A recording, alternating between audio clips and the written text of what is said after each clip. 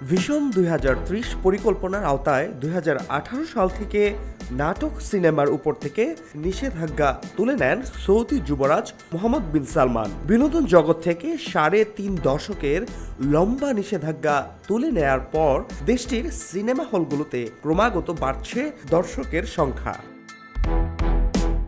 সৌদির সিনেমা হলগুলোতে চলতি বছরের প্রথম ৬ মাসে ৮৫ লাখের বেশি টিকিট বিক্রি করে দেশটি আয় করেছে ৪২০ মিলিয়নের বেশি সৌদি রিয়াল, বাংলাদেশি মুদ্রায় ১,৩০০ কোটি টাকার বেশি। গত ১০ সেপ্টেম্বর সৌদির সংস্কৃতি মন্ত্রী এবং আল উলা রয়্যাল কমিশনের গভর্নর প্রিন্স বদর বিন আবদুল্লাহ বিন মোহাম্মদ বিন ফারহান আল সৌদ মঙ্গলবার এক স্যান্ডেলে জানিয়েছেন ২০২৪ সালের প্রথমার্ধে সৌদি বক্স অফিসে আয় করেছে ৪২১.৮ মিলিয়ন সৌদি রিয়াল। শুধু তাই নয়, তালিকার শীর্ষ আয়কারী প্রথম ৩টি চলচ্চিত্রের দুটি সৌদি সরকারের প্রযোজনায় নির্মিত হয়েছে।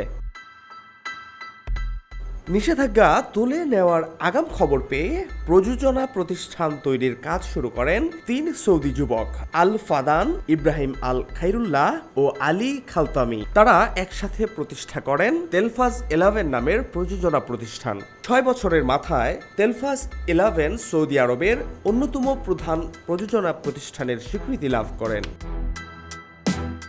সৌদি আরবের general commission for audio visual মিডিয়ার তথ্য অনুযায়ী ২০১৮ সালে সিনেমা চালুর পর ৫ বছরে এই খাত থেকে সৌদি আরবের আয় হয়েছে ১৪ কোটি ২৬ লাখ ডলারের বেশি। প্রথম বছরে এই আয় ছিল ২০ লাখ ডলার।